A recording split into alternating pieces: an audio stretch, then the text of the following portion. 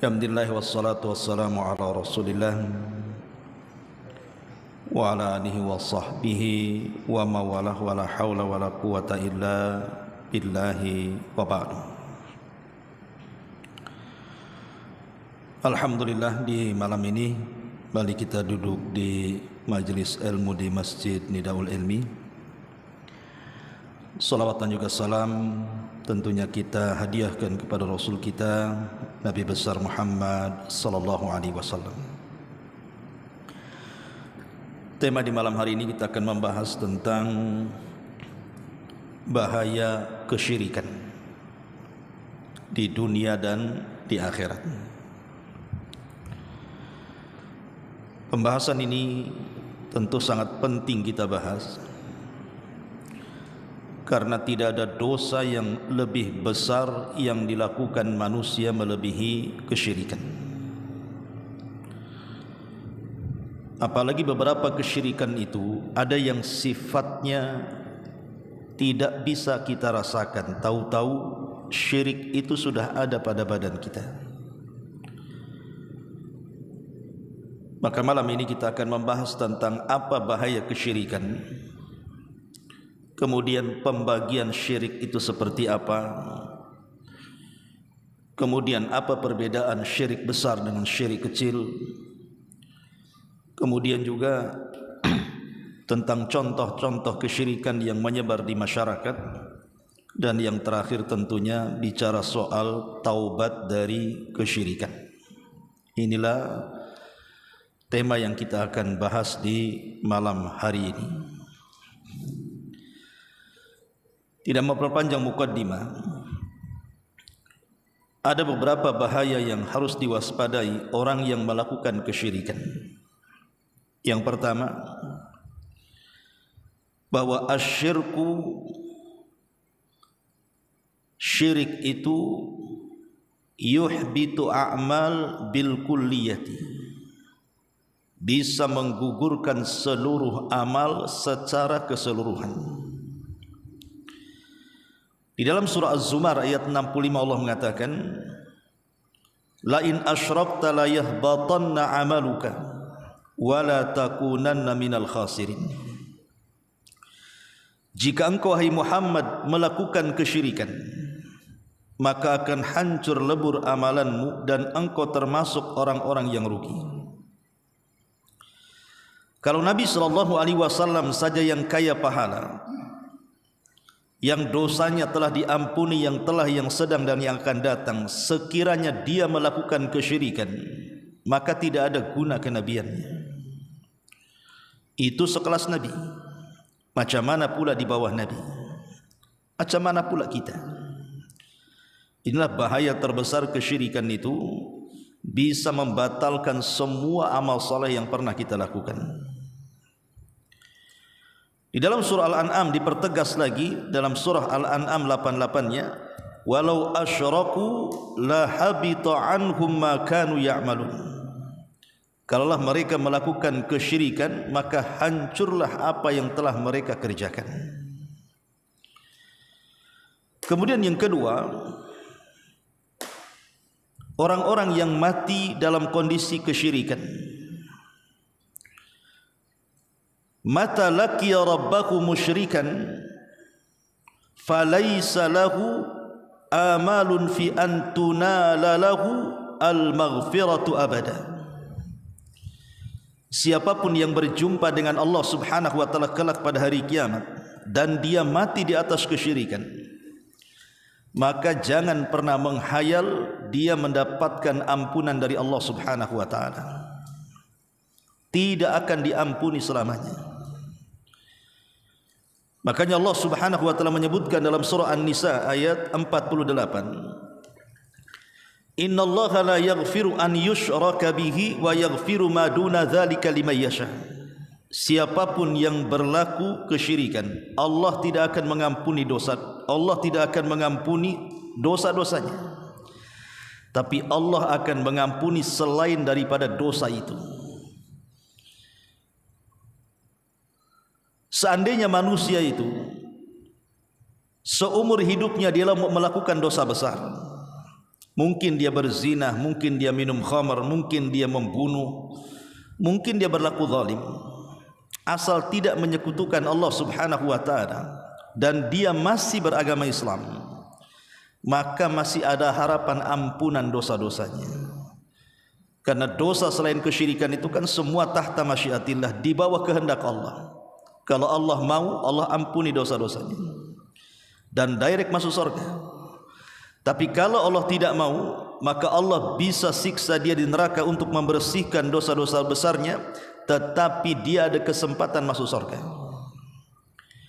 Maka yang kedua ini, siapapun yang meninggal asal dia tidak melakukan kesyirikan, berarti ada kesempatan masuk surga. Boleh jadi masuk surga awalian secara direct, langsung tanpa mampir di neraka, atau boleh jadi tidak secara langsung, mungkin diazab dulu baru dimasukkan ke dalam surga. Artinya ada kesempatan masuk surga. Tapi kalau dia berlaku syirik, jangan harap dia dapat ampunan. Ini yang kedua. Yang ketiga, anna sahibas syirki muharramun alaihil jannah wa huwa mukhalladun finnar. Bahwa pelaku kesyirikan itu dipastikan mereka diharamkan padanya surga, bahkan dia dipastikan dikekalkan di neraka. Di dalam surah Al-Bayyinah, Allah Subhanahu wa taala berfirman dalam ayat ke-6-nya, innal ladzina kafaru min ahlil kitabi wal musyrikina fi nari jahannam khalidina fiha ulaika hum syarrul bariyah. Sesungguhnya orang-orang kafir dari kalangan ahli kitab Yahudi dan Nasrani dan juga orang-orang musyrik, maka mereka masuk ke dalam jahannam, dikekalkan di dalamnya, dan mereka adalah seburuk-buruk manusia. Lihat, Allah katakan mereka seburuk-buruk manusia yang dimasukkan ke dalam jahannam dan dikekalkan di dalamnya. Bahkan dengan tegas lagi dalam Al-Maidah 72-nya, innahu man yusyrik billahi faqad harramallahu alaihi al-jannah wa ma lidh-dhalimin min ansar. Siapapun yang berlaku syirik, maka Allah haramkan padanya surga dan tempat duduknya neraka. Dan bagi orang-orang zalim tidak ada penolong kelak pada hari kiamat. Subhanallah, di sini Allah Subhanahu wa taala menegaskan bahwa surga haram kepada sesiapa yang mati di atas kesyirikan. Kemudian yang keempat, wasyirku yubihu damal musyrik wa mala. Bahwa pelaku kesyirikan itu bisa terhalalkan darahnya, bahkan halal hartanya untuk diambil. Kalau seandainya seseorang hidup di negara Islam dan berlaku hukum Islam. Jadi kalau hidup di negara Islam kemudian berlaku hukum Islam dan diterapkan betul-betul hudud dalam Islam, maka orang musyrik ini harus ditangkap, kemudian dipaksa untuk bertobat. Kalau tidak, halal darahnya dan juga halal hartanya. Ma'asyiral muslimin wal muslimat rahimakumullah. Kemudian, dan itu sebagaimana hadis Nabi SAW yang ma'ruf, bahkan dicantumkan dalam kitab Arba'in Nawawi, umirtu an uqatilan nas hatta yashhadu an la ilaha illallah wa anna muhammadar rasulullah. Aku diperintah untuk memerangi manusia agar mereka bersaksi tidak ada sembahan yang berhak disembah kecuali Allah dan bahwa Muhammadlah utusan Allah. Artinya, kalau mereka mau mengucapkan kalimat tauhid, selamat, mereka tidak diperangi. Tapi kalau mereka enggan mengucapkan kalimat tauhid alias jatuh kepada lawan tauhid kesyirikan, berarti mereka halal untuk diperangi. Ini yang keempat. Yang kelima, seorang musyrik juga haram untuk dinikahi wanita-wanitanya. Tidak boleh orang itu menikahi wanita yang musyrik. Dalam Islam itu boleh menikahi wanita orang kafir hanya dari dua agama saja. Pertama Yahudi, yang kedua Nasrani. Maka halal boleh menikahi wanita-wanita mereka dengan catatan cara menikahnya sesuai dengan syarat Islam. Bukan di tempat mereka, bukan menikah di gereja atau di sinagog, tidak, tetap menikah di masjid dengan cara Islam. Walaupun mereka bukan muslim, bukan muslimah.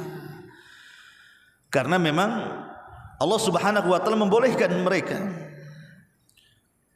Tetapi selain Yahudi dan Nasrani, maka dilarang dalam Islam tidak boleh menikah dengan wanita-wanita di luar daripada ahli kitab. Karena di luar dari ahli kitab semuanya agama itu di atas kesyirikan. Makanya dilarang tidak boleh menikahi wanita-wanita yang masih di atas kesyirikan. Allah mengatakan dalam surah Al-Baqarah 221, "Wala tunkihul musyrikati hatta yu'min." Tidak boleh menikahi wanita-wanita syirik sampai mereka beriman. Ini yang kelima. Yang keenam, sembelihan mereka haram dimakan. Kalau sembelihan ahli kitab masih dibolehkan. Jadi kalau ada Yahudi Nasrani menyembelih binatang dengan catatan dia tidak menyebut nama Isa atau Uzair, tetap menyebut nama Allah dan disembelih dengan cara yang benar, digorok lehernya, maka halal sembelihannya walaupun yang menyembelih ahli kitab. Tetapi kalau yang menyembelih binatang itu orang musyrik, maka tidak boleh menyentuh sembelihannya karena haram hukumnya. Jadi kalau umpamanya antum dikirim daging, makanan yang berkuah, daging-dagingan dari tetangga, dan jelas-jelas tetangga ini bukan Yahudi, bukan Nasrani, mereka di luar agama daripada ahli kitab, jangan dimakan sembelihannya. Jangan dimakan, buang saja. Ya, untuk menghargai mereka terima, kemudian jangan dimakan karena haram hukumnya memakan sembelihan mereka. Ini yang keenam. Yang ketujuh, kalau seandainya man mata musyrika, barang siapa yang mati di atas kesyirikan, fa innahu la yarithu wa la yurath, mereka tidak mewarisi hartanya dan tidak berhak mendapatkan warisan. Mereka tidak berhak mewarisi ataupun mendapatkan warisan. Pamannya ayahnya musyrik, anaknya muslim. Ayahnya musyrik meninggal, maka harta warisan ayahnya tidak bisa diambil anaknya. Atau sebaliknya, anaknya musyrik, bapaknya pula muslim, meninggal anaknya, bawa harta, tidak bisa mewarisi kekayaan anaknya, tidak bisa mewarisi dan tidak bisa diwarisi.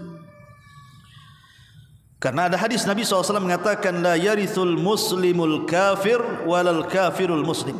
Tidak boleh mewarisi seorang muslim harta orang kafir ataupun sebaliknya. Dan seorang yang musyrik jelas kafir. Ini yang ketujuh. Yang kedelapan, man mata musyrikan fala yughassal wala yukaffan wala yusalla alaihi wala yustaghfar lahu wala yutaraham alaihi wala yuqbar fi maqabiril muslimin. Kalau dia mati di atas kesyirikan, tidak boleh dimandikan, tidak boleh dikafankan, tidak boleh disolatkan, tidak boleh didoakan ampunan, tidak boleh juga dikuburkan di pekuburan kaum muslimin. Mereka kuburannya sendiri. Lihat konsekuensi orang-orang yang melakukan kesyirikan. Karena sekelas Nabi SAW saja pernah memintakan ampun kepada Allah akan dosa-dosa Abu Talib pamannya, yang sudah merawat Rasul dari usia 8 tahun sampai menikah dengan Khadijah, sampai diangkat jadi Nabi, bahkan membela agama Nabi. Tapi karena Abu Talib mati di atas kesyirikan, dia tidak mau mengucapkan kalimat tauhid, maka Nabi sebagai balas jasa ingin memintakan ampun akan dosa-dosa pamannya Abu Talib. Tapi Allah tolak dengan menurunkan ayat surah At-Taubah ayat 113. Maka nalin nabi walladzina amanu an yastaghfiru lil musyrikin walau kanu ulil qurba. Tidak layak bagi seorang nabi dan orang-orang yang beriman untuk memintakan ampun kepada Allah akan dosa-dosa orang musyrik walaupun mereka kerabat dekat. Turun surah At-Taubah ini menghentikan Rasul untuk memintakan ampun kepada pamannya. Karena orang musyrik kemudian meninggal dan dia tidak bertobat, maka tidak berhak dimandikan, dikafankan, disolatkan, bahkan dimintakan ampun, bahkan tidak boleh kita katakan tarahum, dan tidak boleh dikuburkan di pekuburan kaum muslimin. Ini yang ke-8. Yang ke-9, seorang yang musyrik itu yuhramu nikmatai al-amni wal ihtida. Diharamkan padanya 2 nikmat besar di dunia. Pertama keamanan dan yang kedua petunjuk. Di dalam surah Al-An'am ayat 82 Allah mengatakan, alladzina amanu wa lam yalbisu imanahum bidzulmin ulaika lahumul amnu wa hum muhtadun. Orang-orang yang beriman dan tidak mencampur adukan keimanan mereka dengan kezaliman, maka mereka akan mendapatkan keamanan dan petunjuk dari Allah. Mafhum kebalikannya, berarti kalau orang itu tidak beriman dan mencampur adukan keimanan mereka dengan kezaliman, dalam tafsir kezaliman di sini artinya kesyirikan, maka mereka tidak berhak mendapatkan keamanan, bahkan petunjuk dari Allah tertutup untuk mereka. Ini ngeri. Kalau sudah tidak diberikan keamanan di dunia, artinya tidak selamat dia. Ketika tidak diberikan hidayah di akhirat, artinya tidak dapat petunjuk masuk surga. Maka hilang dua keamanan ini bagi orang-orang yang di atas kesyirikan. Ma'asyiral muslimin wal muslimat rahimani wa rahimakumullah. Kemudian yang nomor 10, bahwa seseorang yang di atas kesyirikan, syirik itu yufsidul uqul. Ingat, kesyirikan itu merusak akal. Makanya lihat kelakuan orang-orang musyrik itu yang menyembah berhala. Akal mereka tidak main. Tahu berhala itu tidak bisa melindungi dirinya, apalagi melindungi orang yang menyembahnya. Jangan cerita bicara, mendengar pun tidak bisa. Tiba-tiba ada orang yang meminta sesuatu kepada berhala, akalnya di mana? Makanya orang musyrik itu hilang akalnya. Lihat ketika Allah Subhanahu wa taala berfirman di dalam Al-Qur'an, dalam surah Al-Mulk ayat 10, wa qalu law kunna nasma'u aw na'qilu ma kunna fi ashabis sa'ir. Mereka penduduk neraka mengatakan, kalau dulu kami di dunia mendengar, kalau dulu di dunia kami menggunakan akal kami, tentu kami tidak akan termasuk penghuni neraka sa'ir. Menunjukkan orang-orang yang tidak berakal itu sulit masuk surga. Lah salah satu orang yang tidak menggunakan akalnya adalah orang-orang musyrik. Mereka tidak menggunakan akal saat menentukan siapa sesembahannya. Jadi orang-orang yang musyrik itu sama dengan merusak akal-akal mereka. Dan tentunya banyak lagi tentang kemungkaran atau bahaya kesyirikan ini. Ini poin yang pertama. Kemudian poin yang kedua, tentang pembagian syirik dan contoh-contohnya. Syirik itu ulama membagi, ada yang membagi dua, ada yang membagi tiga. Walaupun lebih tepatnya kesyirikan itu dibagi dua. Yang membagi dua syirik itu ada syirik besar, ada syirik kecil. Yang membagi tiga ada syirik besar, ada syirik kecil, ada syirik khafi, syirik samar artinya. Tapi ada yang mengatakan samar ini masuk pada syirik besar, tergantung macam mana bentuk syiriknya, atau bisa masuk pada syirik kecil. Jadi dia pertengahan. Yang syirik samar-samar nanti kita jelaskan. Tapi yang jelas bahwa pembagian syirik itu ada dua. Pertama asyirkul akbar yang tadi sudah jelas bahayanya. Yang kedua asyirkul asghar, syirik kecil. Lalu apa bedanya syirik besar dengan syirik kecil ini?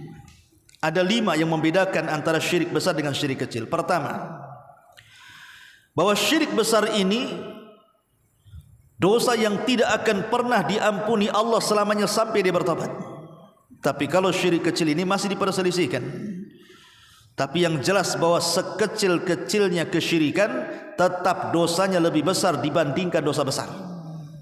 Ingatnya, sekecil-kecil kesyirikan, tetapi dosanya lebih besar dibandingkan zina, dibandingkan membunuh, dibandingkan judi dan yang semacamnya, minum khamar, dusta, ghibah dan yang lainnya.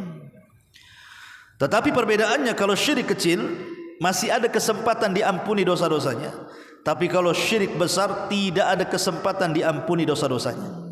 Yang kedua, syirik besar ini menghancurkan semua amal yang sudah saya jelaskan di atas. Tetapi kalau syirik kecil ini tidak menghancurkan kecuali amalan yang ditempelinya saja.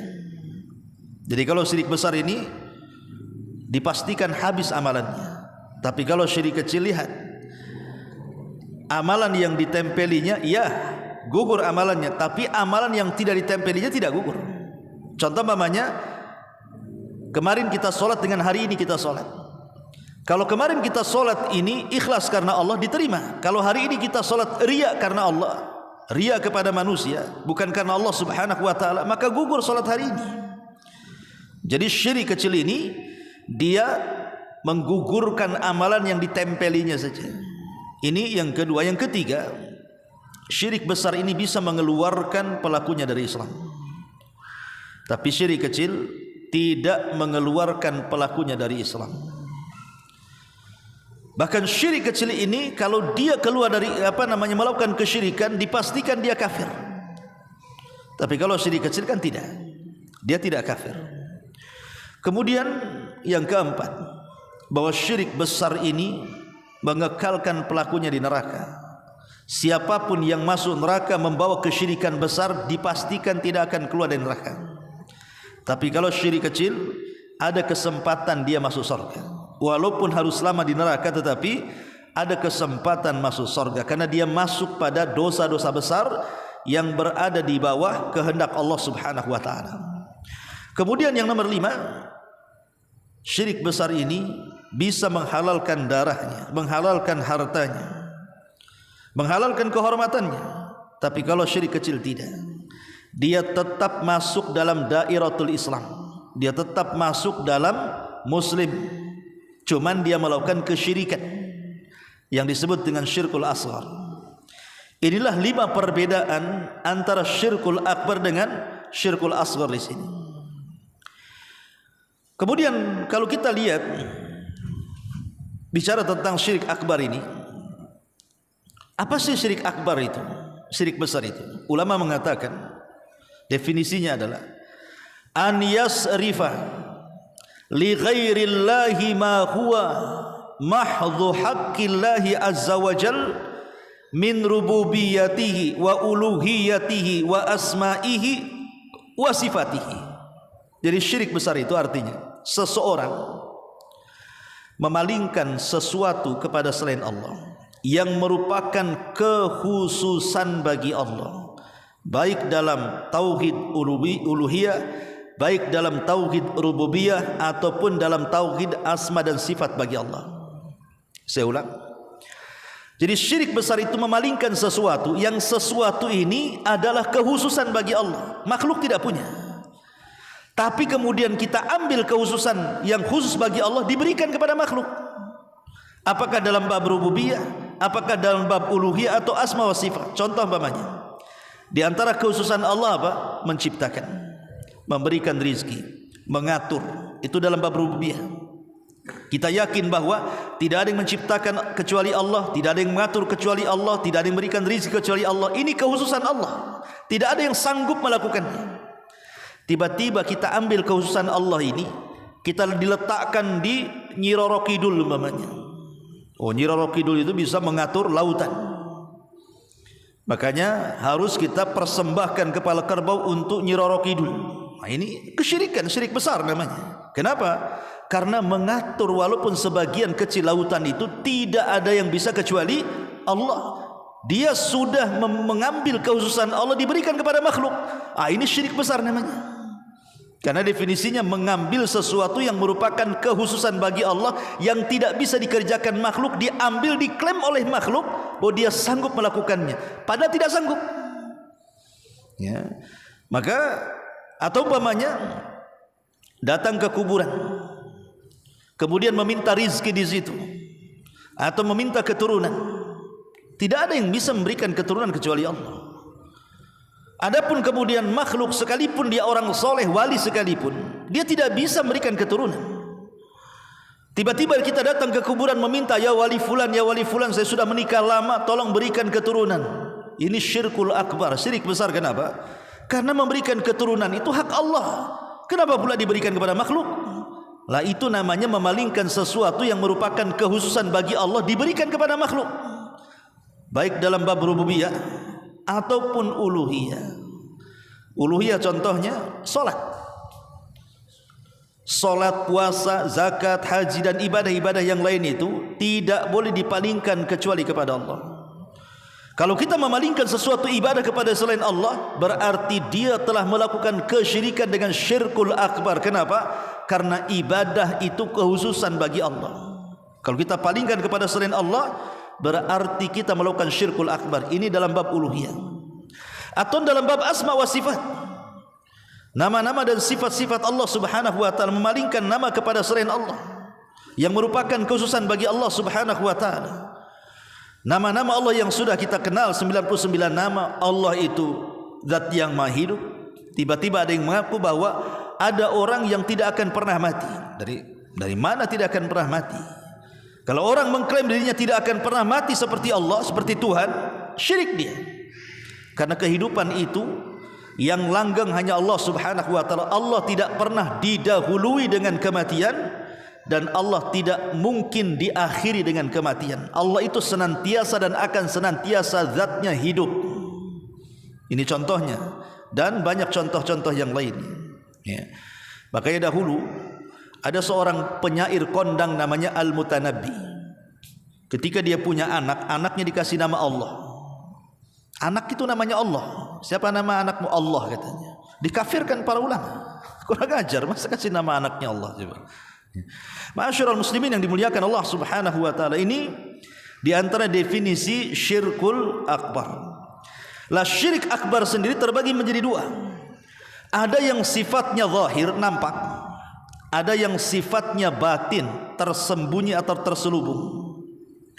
Adapun yang tampak ma'ruf, seperti para penyembah berhala. Mereka terang-terangan menyembah berhala-berhala mereka, menyembah patung-patung mereka, menyembah sonam-sonam mereka, jelas ya. Atau orang-orang yang datang ke kuburan meminta-minta di kuburan, itu kan jelas tuh, nampak oleh kedua mata kita.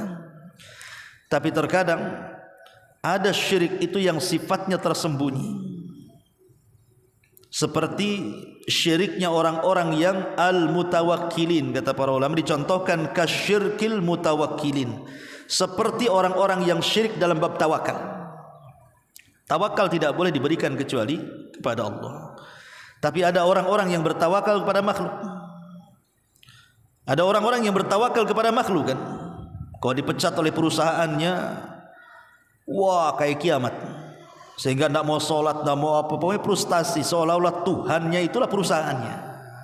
Padahal terkadang orang keluar dari perusahaan, entah dipecat, PHK atau mengundurkan diri, siapa tahu ada rezeki yang jauh lebih baik kan. Tapi banyak orang-orang yang menuhankan perusahaan, ketika dipecat itu kayak kiamat. Akhirnya lemas hidupnya, putus asa, bahkan meninggalkan ibadah-ibadah. Masalah ikhwatu fillah muliakan Allah Azza wa Jalla ya.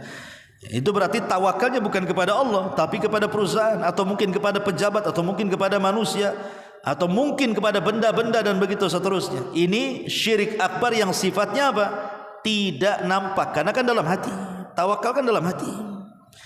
Nah ini juga bisa terjerumus kepada syirkul akbar. Kemudian di antara syirkul akbar juga adalah syirkul i'tiqad, syirik dalam bab keyakinan. Syirik dalam bab keyakinan, seperti ada sebagian keyakinan orang Syiah bahwa imam 12 mereka itu mampu menghidupkan dan mematikan, mampu menurunkan hujan. Bahkan mereka mengklaim bahwa imam 12 mereka tahu kapan mereka mati. Sebenarnya ini kan hayalan orang-orang Syiah saja, tapi ini bisa menjerumus kepada kesyirikan ya kawan. Macam mana imam-imam mereka sanggup meramalkan dirinya dan tahu dirinya akan mati kapan? Kalau saya beri analogi contoh seperti ini, Husain ibn Ali radhiyallahu an, Husain ibn Ali radhiyallahu an itu diundang oleh orang-orang Kufah supaya datang ke Kufah. Dan orang Kufah siap membaiat Husain untuk menumbangkan kekuasaan Yazid bin Muawiyah. Tapi apa yang terjadi? Husain sudah dinasihati oleh saudara kawan-kawannya, saudara-saudaranya, jangan pergi ke Kufah, karena orang Kufah itu para pengkhianat. Mereka ngomong saja, memberikan loyalitas, hakikatnya mereka itu para pengkhianat. Tapi Husain tidak dengar. Berangkat dia dari Madinah ke Kufah. Di tengah jalan di satu tempat namanya Karbala, dibantai oleh pasukan Ubaidillah ibn Ziyad. 90 manusia mati di Karbala dan 50-nya keluarga Nabi. Pertanyaannya, kalau orang Syiah mengklaim bahwa imam mereka itu mampu mendeteksi kapan wafatnya, saya kira Husain tidak akan berangkat kalau dia tahu akan dibunuh. Saya yakin tidak akan berangkat kalau dia tahu akan dibunuh kan.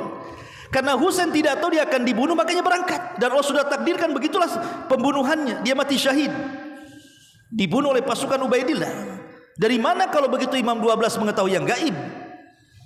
Lah ini kan sebuah kesyirikan, mengklaim perkara-perkara yang gaib. Sesuatu yang gaib itu tidak ada yang tahu kecuali Allah. Qul la ya'lamul ghaiba illallah. Katakan ya Muhammad, tidak ada yang mengetahui yang gaib kecuali Allah. Itu Allah yang mengatakan dalam Quran. Ma'asyiral muslimin yang dimuliakan Allah Subhanahu wa taala. Sama Nabi juga. Nabi kalau seandainya di perang Uhud akan mengalami kekalahan, tentu Nabi tidak akan perang di Uhud. Pasti akan mengatur strategis yang lain, ya kan? Tapi karena Nabi tidak tahu yang gaib, akhirnya terjadi kekalahan di perang Uhud dan hampir dia mati di situ. Kalau bukan karena Allah selamatkan dia. Lah ini namanya syirkul fil i'tiqad, namanya syirik dalam keyakinan namanya. Ya. Ada juga kemudian syirkun fil aqwal, syirik besar dalam ucapan. Seperti orang-orang yang isti'anah, istighatsah, isti'adzah, meminta pertolongan, meminta perlindungan kepada selain Allah. Seperti orang-orang yang datang menemui jin-jin kemudian meminta pertolongan kepada mereka. Itulah yang disebut dengan dunia dukun, paranormal, bomo dan yang semacamnya. Itu mereka meminta perlindungan kepada jin dengan menyebut nama-nama mereka. Makanya kenapa dunia perdukunan itu lengket dengan dunia gaib, lengket dengan dunia spiritual kan itu. Makanya dukun itu pandai berdusta, karena dia akan membawa perkara gaib, itu masalahnya. Lah orang-orang awam yang punya iman ya saja, padahal mereka sedang berkomunikasi dengan jin dan menyebut nama mereka.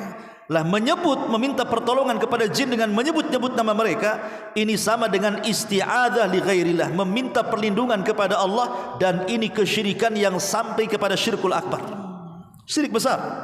Ya. Jangan cerita orang yang jadi dukun, orang yang datang ke dukun saja diancam dalam syariat. Kalau hanya bertanya tidak meyakini, solatnya 40 hari ditolak. Kalau sampai bertanya kemudian diyakini, maka dia telah kufur, keluar dari Islam. Itu yang datang, cemana dukunnya. Ya. Ma'asyiral muslimin wal muslimat rahimani wa rahimakumullah. Termasuk syirik besar juga ada dalam al-af'al, perbuatan.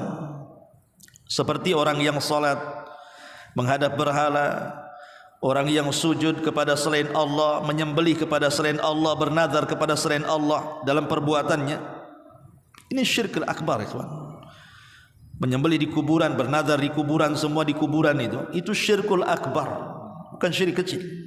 Karena menyembelih itu ibadah, tidak boleh diberikan kecuali kepada Allah. Salat itu ibadah, tidak boleh diberikan kecuali kepada Allah. Sujud itu ibadah, tidak boleh diberikan kecuali kepada Allah.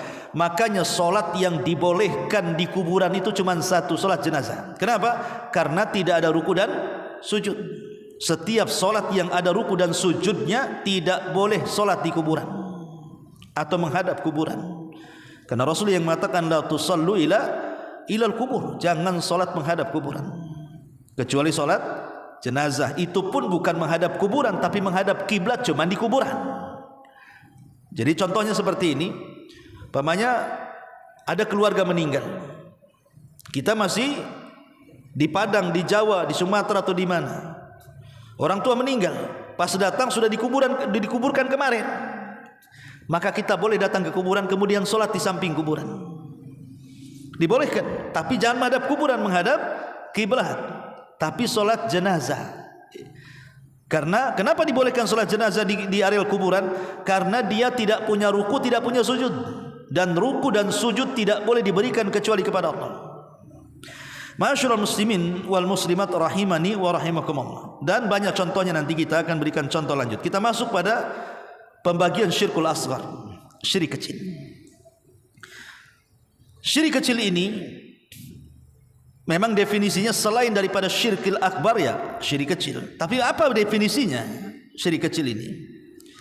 Memang dijelaskan bahwa setiap kesyirikan yang tidak sampai mencapai had syirkul akbar, maka dia syirkul asghar.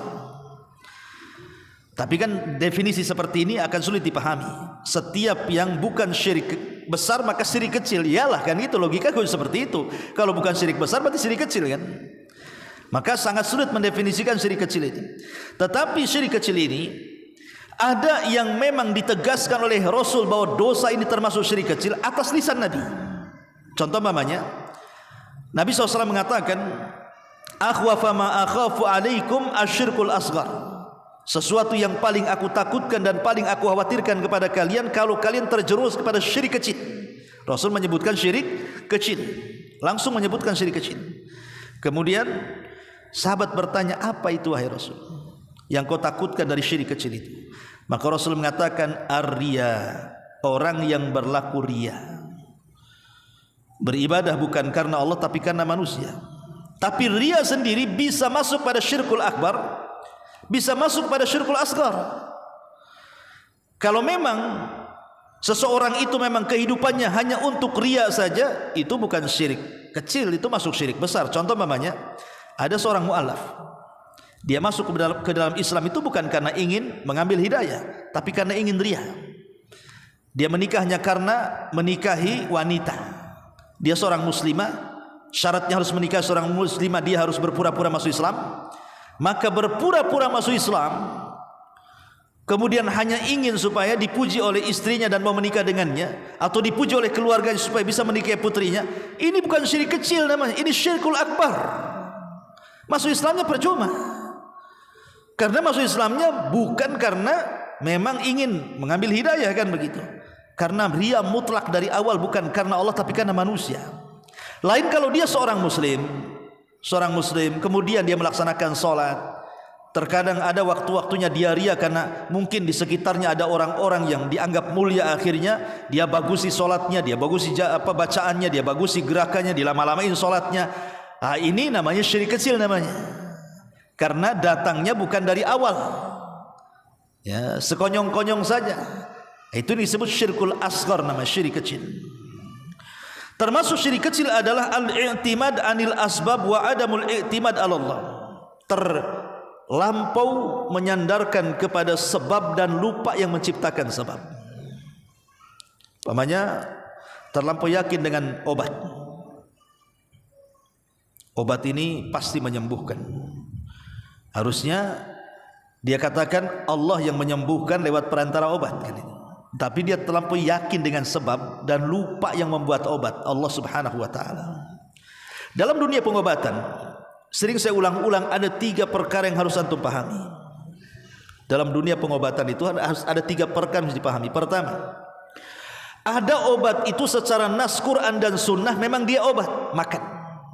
Seperti habatus sauda, kemudian minyak zaitun, kemudian madu, kemudian bekam, hijamah, ya kan? Kemudian ruqyah dan begitu seterusnya. Ini secara syar'i Quran dan sunnah mengatakan itu obat, lakukan, makan. Walaupun kita tidak boleh meyakini 100% jadi obat, karena ada yang cocok di bekam, ada yang tidak cocok di bekam. Ada yang makan madu dia cocok sembuh, ada yang makan madu juga tak sembuh, ya. Tetapi secara umum mereka adalah obat. Itu semua adalah obat karena Quran mengatakan seperti itu, hadis mengatakan seperti itu.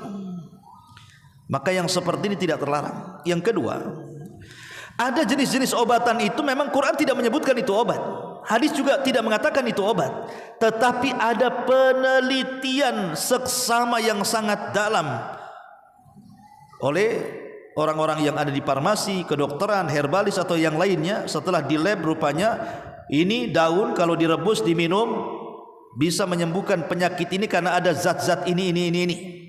Ini akar-akaran ini kalau direbus diminum airnya akan bisa menyembuhkan karena dalam akar ini terdapat zat ini dan begitu seterusnya, dan sudah diteliti.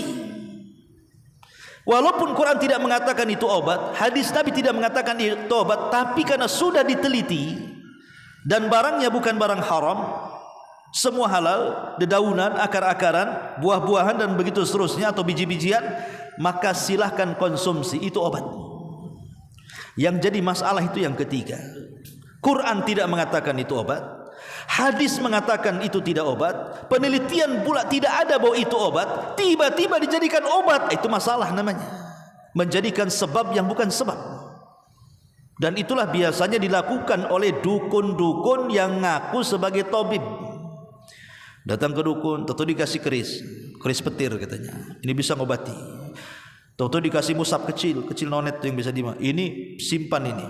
Kemudian dikasih tasbih karomah katanya. Kemudian dikasih lagi benang. Pernah saya waktu ke Pulau Moro tuh dengan Ustaz Soleh itu, musim duren di sana. Saya ke sana 3 hari di sana. Pas jalan-jalan 2 hari setelahnya, jalan-jalan jauh, jalan kaki itu ada berkilo-kilo.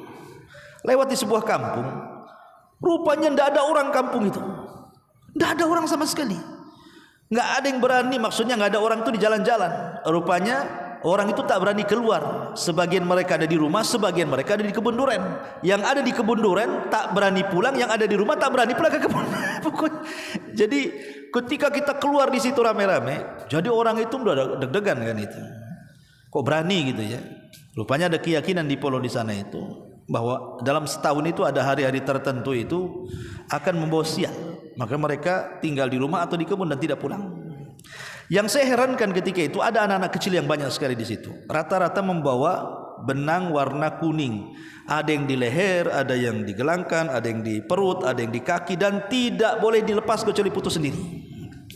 Jadi saya sama Sosol itu mencobalah ini nanya-nanya. Kok ada ya? Untuk apa benang? Hampir semua anak-anak kecil itu pakai benang kuning. Tidak boleh dilepas sampai putus sendiri. Jadi saya tanya, ini kenapa kok sampai bayi-bayi dikasih itu? Rupanya dia mengatakan apa?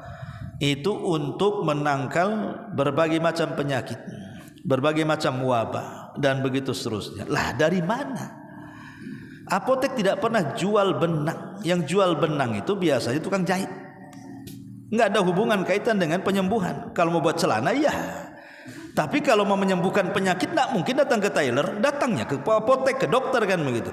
Inilah namanya menjadikan sebab yang bukan sebab. Ketika saya tanya dari mana benang itu, rupanya dari kuburan yang dikeramatkan.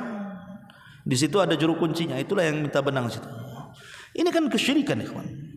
Ya memang tidak sampai kepada syirkul akbar, karena dia hanya menjadikan sebab yang bukan sebab, tidak sampai kafir, tidak keluar dari Islam kan? Karena kesalahan dia menjadikan sebab penyembuhan yang bukan sebab penyembuhan. Tapi bisa menjadi syirkul akbar apabila dia menyandarkan penyembuhan itu kepada benang. Kalau dia mengatakan benang inilah yang menyembuhkan, bukan syirik kecil lagi. Ini syirkul akbar, namanya syirik besar. Yang syirik kecil itu dia masih meyakini Allah yang menyembuhkan lewat perantara benang. Nah, itu baru syirik kecil, tidak mengeluarkan dari Islam ya. Tapi ketika seseorang menyandarkan kepada sebab dan lupa kepada yang membuat sebab, nah inilah yang disebut dengan syirkul asghar. Terlampau menyandarkan maksudnya. Tapi kalau mutlak menyandarkan kepada sebab, ya syirik besar ya. Kemudian juga di antara syirkul asghar adalah at-tatayyur. Tatayyur itu diambil dari kalimat burung ya, tayrun.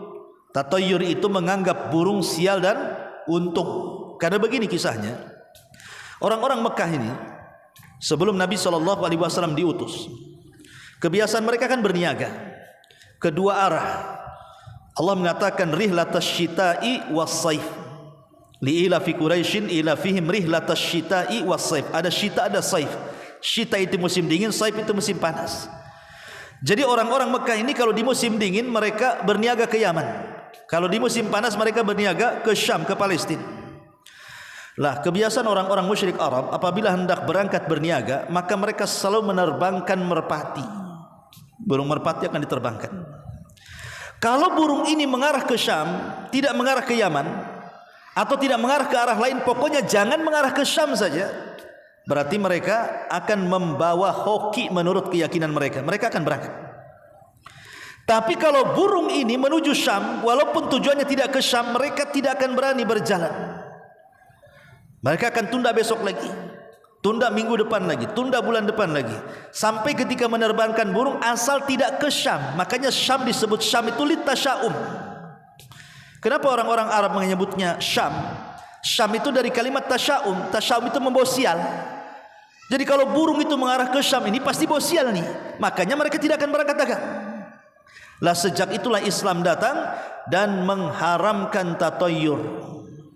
Tidak boleh menyandarkan keuntungan dan kebuntungan usaha itu kepada seekor burung ya, itu tatayyur namanya. Itu di zaman jahiliyah, ikhwan. Tapi di zaman sekarang berkembang tatayyur itu. Bukan hanya sekedar ke burung saja. Kalau dulu zaman saya masih kecil-kecil di desa-desa itu ada namanya burung perukutut.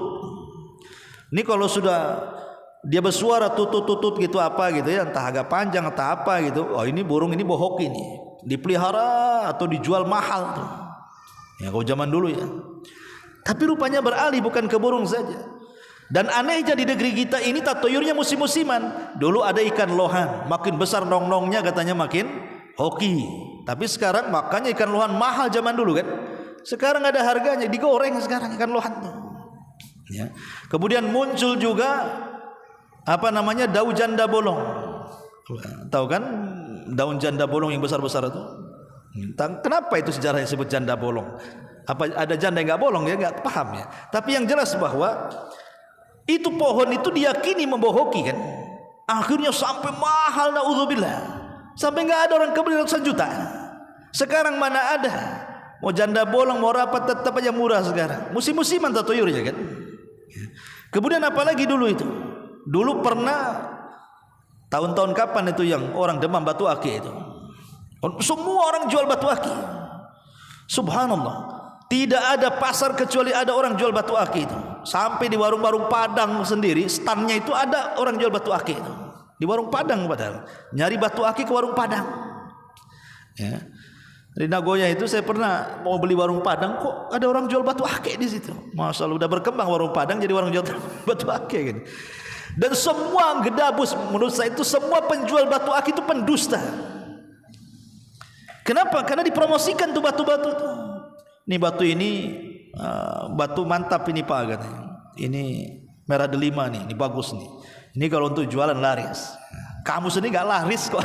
Padahal kamu yang jual itu batu itu. Memang orang-orang jualan jimat itu semua pendusta. Kalau dibilang ini hoki membawa keberuntungan, kau sendiri nggak beruntung. Kenapa kau jual batu akik? Kenapa nggak jadi pengusaha saja? Nah ini kan hal-hal yang seperti ini. Tapi kan demam batu akik sebentar saja kan. Sekarang hilang pula itu batu akik itu pada kemana? Kecuali kalau batu akik itu dari emas gitu. Iyalah emasnya bukan batu akiknya yang mahal. Tapi yang jelas bahwa tatoyur ini berkembang. Makanya kemudian definisi tatoyur dalam ulama akidah itu sesuatu yang sifatnya dilihat, sesuatu yang sifatnya didengar, sesuatu yang sifatnya dimimpikan. Kemudian diyakini bahwa apa yang didengar, apa yang dilihat, apa yang dimimpikan, apa yang dirasakan itu membawa untung dan buntung, maka itu disebut tatoyur.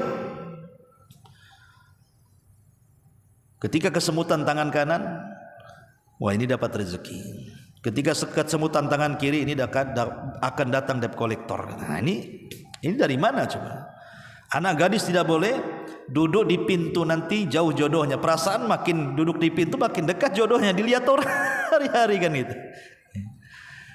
Kemudian juga ada orang kalau seandainya wanita hamil, kemudian suaminya mau mandi, maka anduknya tidak boleh lilit di leher.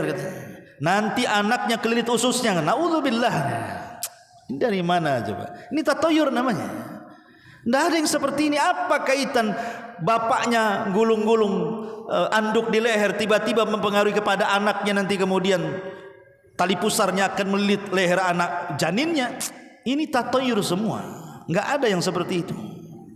Ya. Tidak ada yang seperti itu. Dan di negeri ini paling kaya, di negeri kita ini tato ini paling kaya ya kawan. Paling kaya. Contoh saja umpamanya antum naik mobil atau naik motor, nabrak kucing. Ya. Kucing ini kalau tidak dihormati seperti manusia, ya dikafani, dihormati, dikuburkan dengan layak, itu akan membawa kecelakaan. Kemudian diyakini sebenarnya kenapa terjadi kecelakaan setelah dia nabrak kucing? Karena dia termakan berita hoax. Bahwa siapa yang nabrak kucing, kalau kucing itu dia dikuburkan dengan baik, maka dia akan mengalami kecelakaan. Maka setan datang membayang-bayangi dia. Coba kalau tidak ada keyakinan seperti nabrak kucing sama dengan nabrak ayam, nggak mungkin dia. Apa bedanya nabrak kucing dengan nabrak ayam, nabrak entok, nabrak suang atau yang lainnya? Sama saja semua binatang. Tidak ada bedanya. Yang menjadikan kemudian keyakinan seperti itu itulah disebut dengan tatayur namanya. Atau zaman dulu ketika ada melihat gagak di tengah malam, ini ada orang mati nih, hati-hati jangan ada yang tidur, nanti kita yang mati katanya. Jadi satu malam suntuk itu gara-gara melihat burung gagak, sampai pagi dia tak mau tidur karena pasti ada orang mati katanya. Lah ini kan perkara-perkara seperti ini, naudzubillah, melihat burung hantu dan begitu seterusnya, macam-macam lah. Kalau antum lebih paham, bahkan di beberapa daerah kan tatoyurnya beda-beda tuh. Ya, satu daerah dengan daerah yang itu mesti punya tatayur. Lah Islam datang menghapuskan karena itu kesyirikan.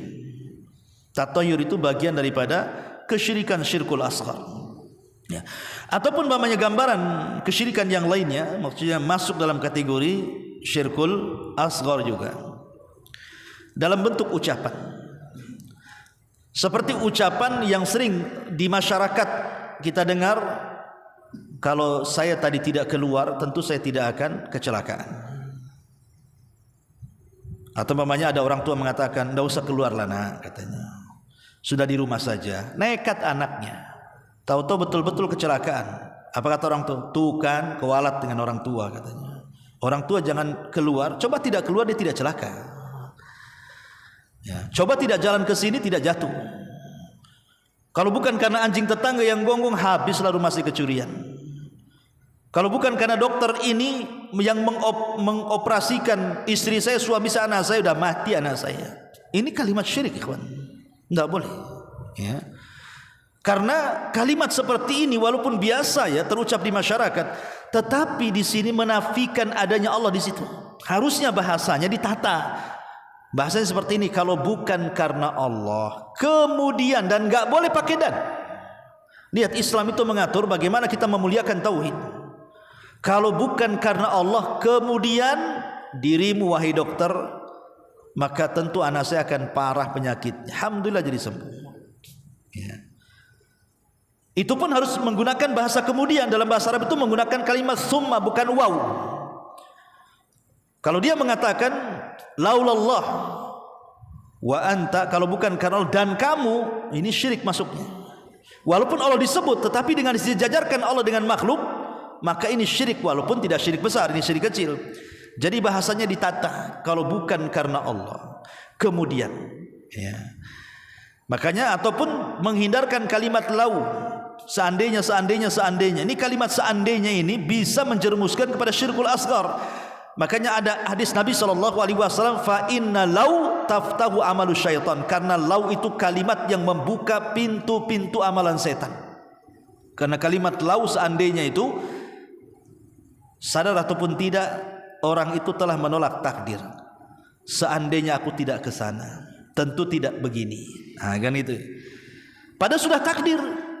Coba seandainya aku tidak, tadi saudara saya tidak keluar dengan motor itu, tentu tidak ketabrak, tidak mati. Walaupun tidak keluar, kalau sudah ditakdirkan mati hari itu, macam mana caranya pasti dia mati. Bukan masalah sebab. Sebab itu macam-macam, tetapi kematian itu satu, itu takdir. Sebab boleh macam-macam. Ada orang yang jatuh, ya mati.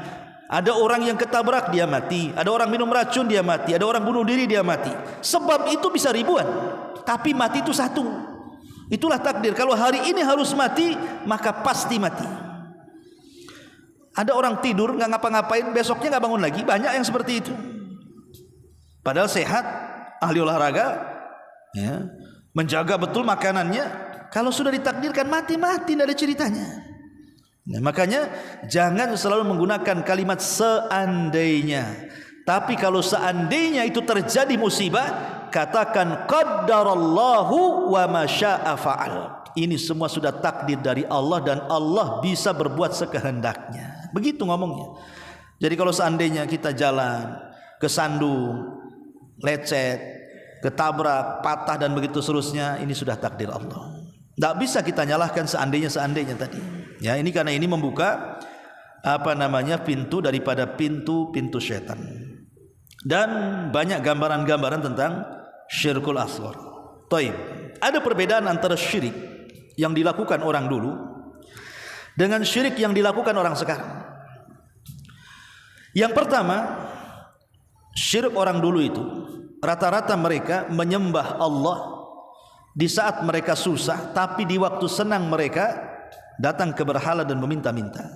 Itu orang-orang jahiliyah di zaman itu. Mereka melakukan kesyirikan itu di waktu senang saja. Di waktu susah tidak pernah melakukan kesyirikan orang musyrik itu. Contoh, Abu Jahal itu punya anak namanya Ikrimah bin Abi Jahal. Ikrimah bin Abi Jahal itu salah satu nama yang ditarget Nabi tidak akan dapat pengampunan kecuali dibunuh ketika terjadi Fathu Mekah. Kan ada nama-nama orang yang data oleh Rasul, orang-orang ini tidak bisa dapat pengampunan, tangkap bunuh. Tapi secara umum semua penduduk Mekah itu diampuni oleh Rasul. Ketika terjadi Fatu Mekah, Rasul memandang orang-orang yang pernah menyakiti dia dan keluarganya, menyakiti sahabatnya, dipandang satu-satu. Tapi Rasul mengatakan apa? Idhabu fa antumut tulaqo, pergi kalian sudah dimaafkan. Tetapi ada orang-orang yang tidak dimaafkan oleh Nabi. Salah satunya Ikrimah bin Abi Jahal. Karena ketakutan lari dia ke Syam naik perahu. Dengan orang-orang yang diponis tidak akan dapat pengampunan. Rupanya perahu di tengah lautan diombang-ambing sama gelombang. Ketakutan orang-orang yang ada di perahu itu. Salah satu di antara orang yang di perahu menasihati, kalau kita tidak meminta pertolongan kepada yang di langit, maksudnya Allah Subhanahu wa taala, tentu kapal kita akan karam. Maka kita harus berdoa kepada dengan cara ikhlas, minta supaya kita diselamatkan. Lah di situ Ikrimah bin Abi Jahal mendengar dan mengatakan, ya Rabb, kalau memang engkau adalah Tuhanku dan apa yang didakwahkan Muhammad itu benar, katanya, dan kau selamatkan hari ini, ku janji aku akan datang menemui Muhammad dan aku akan masuk Islam. Subhanallah, akhirnya Allah takdirkan selamat tuh kapal, balik lagi ke Mekah, selamat. Dari situlah Ikrimah sadar bahwa selama ini sesembahannya tidak ada gunanya. Dia datang kepada Rasul kemudian masuk Islam, dan baik keislamannya Ikrimah bin Abi Jahal itu. Sehingga Allah Subhanahu wa taala berfirman, fa idza raqibu fil fulki da'awullaha mukhlishina lahuddin falaman najahum idahum musyrikun. Apabila mereka berada di atas kapal kemudian diombang-ambing dengan bahtera yang sangat dahsyat, mereka pun berdoa ikhlas kepada Allah. Tapi ketika kapal diselamatkan, mereka melakukan syirik lagi. Dari sini menunjukkan bahwa orang-orang musyrik di zaman jahiliyah itu, kalau di waktu susah, tidak ada yang datang ke Lata, Uzza, Manat, Hubal, tidak ada. Mereka langsung kepada Allah Azza wa Jalla. Makanya ada seorang namanya Husain, ayahanda daripada Imran ibn Husain. Dia tokoh dari tokoh-tokoh Ansor, masih musyrik. Ketika Rasul hijrah ke Madinah, berdialog Rasul dengan Husain, ayahanda daripada Imran ibn Husain itu. Wahai Husain, kata Rasul, berapa sebenarnya Tuhanmu itu? Kam adadu alihatika, berapa jumlah Tuhanmu itu, kata Rasul. Kata Husain, jumlah Tuhanku ada 7, katanya. Kemudian dia mengatakan, sittatun fil ardi wa wahidun fis sama. Yang 7 itu, yang 6 ada di bumi, yang 1 ada di langit, katanya. Jadi mengakui ada Tuhan di langit 1, ada 6 Tuhan di bumi, Lata, Uzza, Manat, Hubal dan yang lainnya itu. Kemudian Rasul mengatakan, mana kuat, Tuhan yang 6 di bumi atau Tuhan yang 1 di langit, katanya. Kata Husain, ya yang di langit lebih kuat.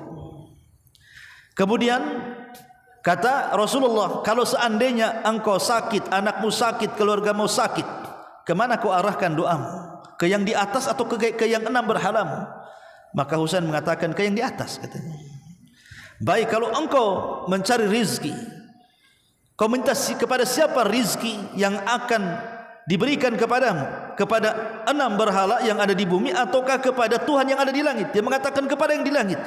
Kemudian Rasul mengatakan, berarti yang di langit lebih kuat dibandingkan Tuhan yang di bumi. Ya, kata Husain, seandainya kau tinggalkan Tuhan yang di bumi yang 6 itu, kau fokus dengan yang di atas, kira-kira yang 6 itu demo enggak Tuhanmu tuh?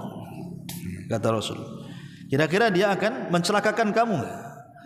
Tiba-tiba kemudian menyerang Tuhan yang di langit 1 tuh. Kata Husain, oh tidak bisa, karena yang di atas lebih kuat, katanya. Coba ingat, itulah dialognya orang-orang musyrik. Akhirnya kemudian setelah lama dialog dengan Rasul, diberikan logika-logika oleh Nabi SAW, masuk Islam dia. Ya, ini menunjukkan apa?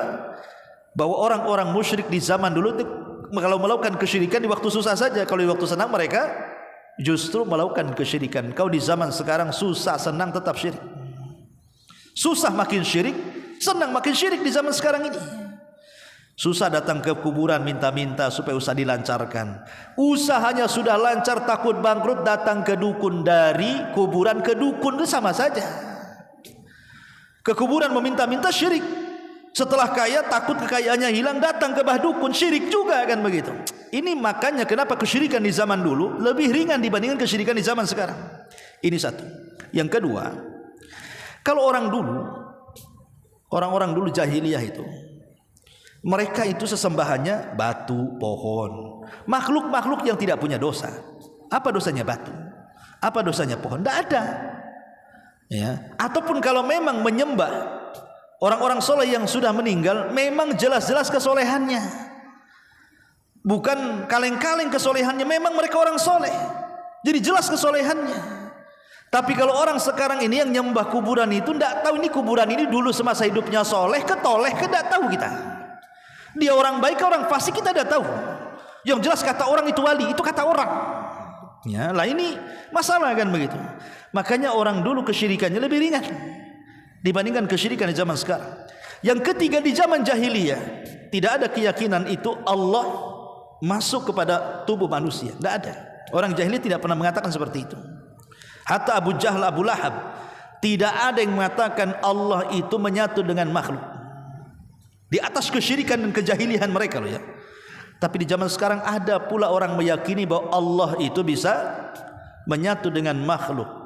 Dalam bahasa Jawa itu istilah manunggali kaula Gusti. Allah itu menyatu dengan alam. Bahkan lebih parah lagi, bukan dengan alam, dengan manusia. Itu disebut dengan akidah hululiyah namanya.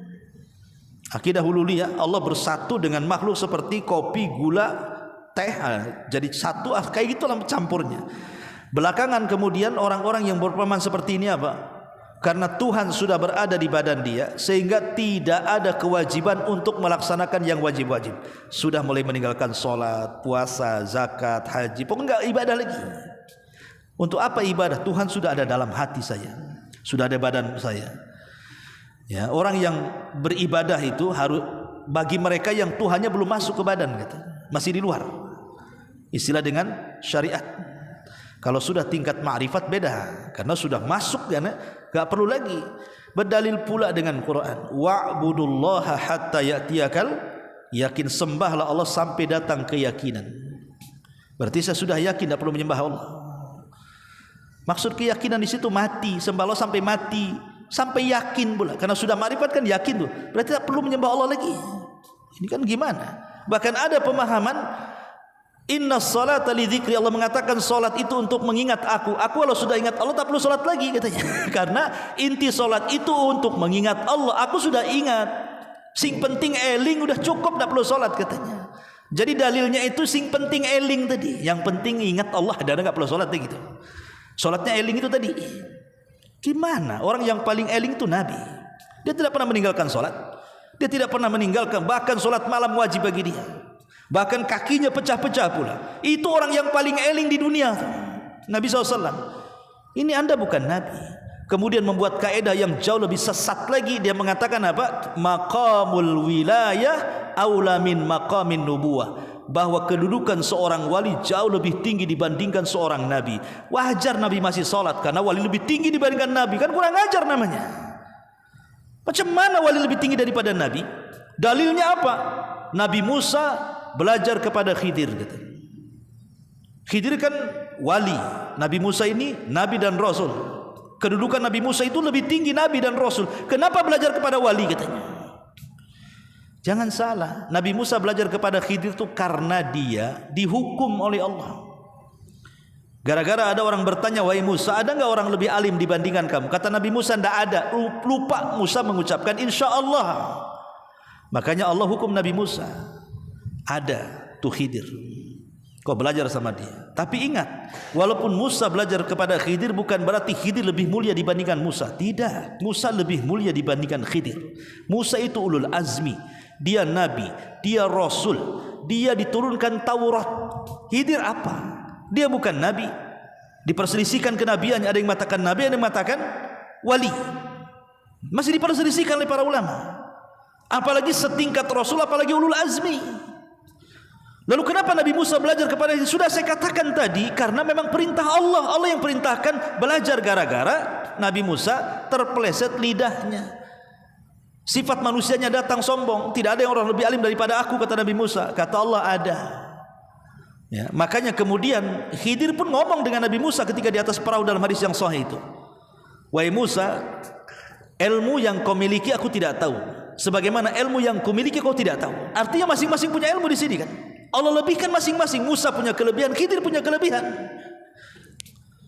Nah, dari sini ikhwatul fillah menyatakan Allah tidak bisa dijadikan dalil bahwa maqam wali itu lebih tinggi dibandingkan maqam para nabi. Bagaimanapun para nabi lebih tinggi. Mereka utusan Allah.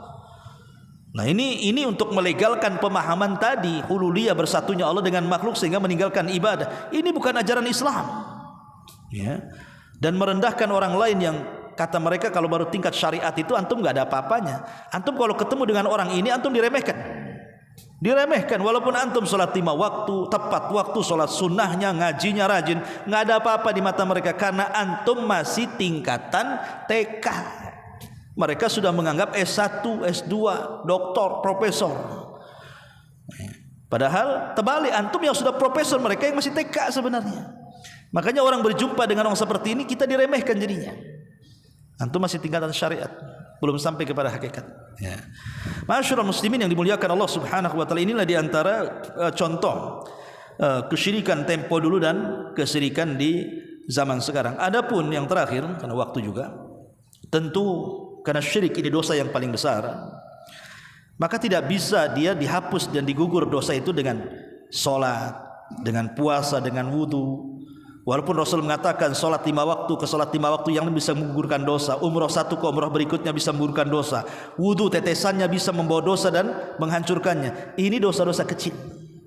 Kalau dosa besar tidak bisa dihilangkan dengan salat, dengan umrah, dengan wudu, dengan sujud, ruku dan begitu seterusnya. Maka dosa syirik karena dosa yang paling besar harus ada taubatan nasuha. Tobat yang betul-betul tobat yang ikut syarat tobatnya. Satu, dia harus meninggalkan kesyirikannya. Yang kedua, dia harus menyesal dari kesyirikannya. Yang ketiga, tidak mengulang lagi kepada kesyirikannya. Ini harus ada. Kemudian yang keempat, dia buktikan dia meninggalkan kesyirikan itu dengan mempelajari tauhid. Ikuti perbuatan buruk dengan kebaikan. Kalau dulu melakukan kesyirikan, sekarang tegakkan tauhid.